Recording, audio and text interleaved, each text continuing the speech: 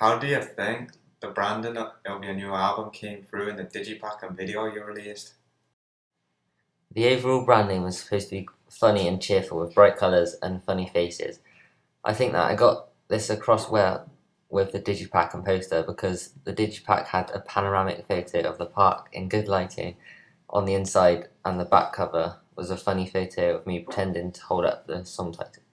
The poster and front cover of the Digipack, I was sat with a serious facial expression because I thought this would look funny as it contradicts the whole theme and would look funny because I'm not normally serious looking.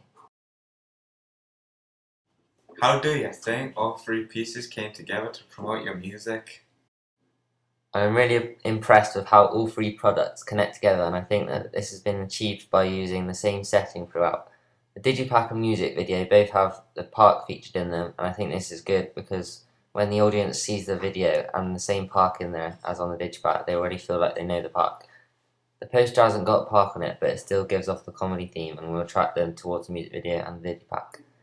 The park is important to me because I grew up playing in the park throughout my childhood, and I'm glad that the music video was filmed there because it gives a more personal touch to the free media pieces.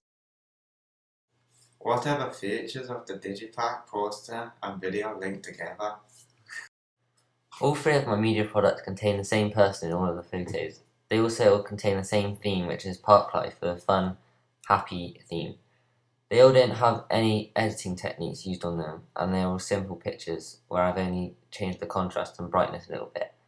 My Digipack front cover and poster have the same picture on it because it's easy to show that they link together. Also, this helps make the audience familiar with what to look for when buying my Digipack after seeing the poster.